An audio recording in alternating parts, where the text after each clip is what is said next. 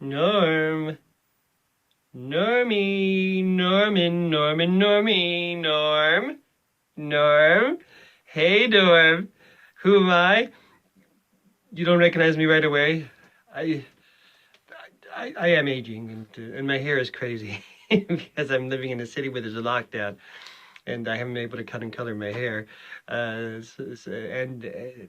see, my barber's a coward. So he's adhering to the rules of the lockdown. No rebel, not a rebel barber. Norm, I remember you. I remember you. You didn't remember me? No, I'm aging too badly to be remembered. Well, you're beautiful, and I remember you. It's just a coincidence you're beautiful. It's not your beauty that I remember, though I do remember it. Yeah, it was a comedy club in Minneapolis. Yes. Yes, the kids in the hall. We hired 5 scouts for us.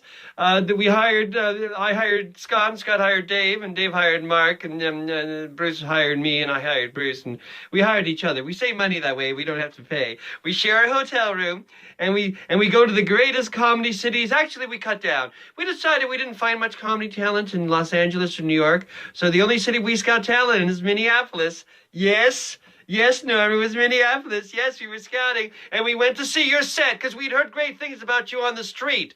A police officer came to us and said, "Go to Norm, he's very funny," and then tell him he has 24 hours before I arrest him. And we said, "Well, we better see the set then.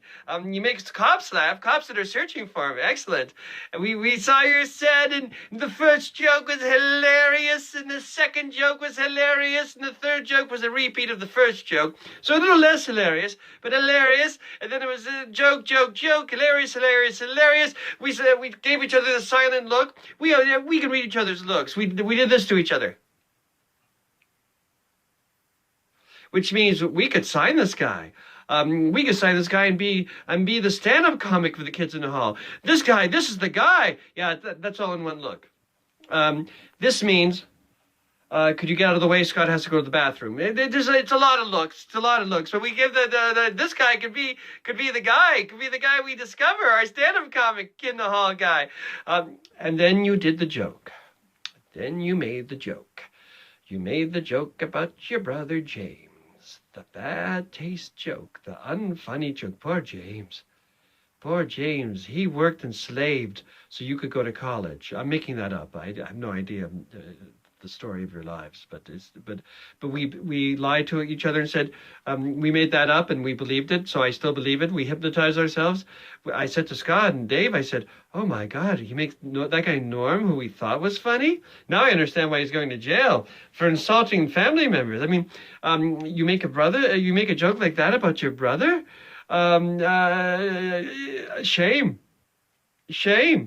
Well."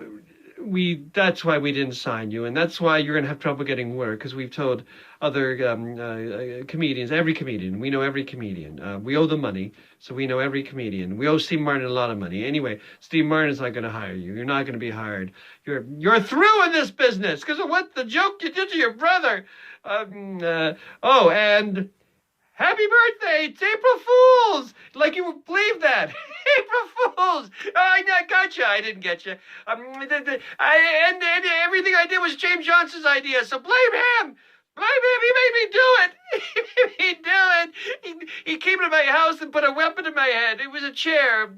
But you could kill a guy with a chair. It'd swing really hard. It was a beanbag chair. But you could smother my head. He threatened to smother my head with a beanbag chair. Anyway, Norm, happy birthday and April Fool's Day! Blame James Johnson! I'm Kevin MacDonald, the weakest kid in the hall. Not only comically, but physically. You can kill me with a beanbag chair.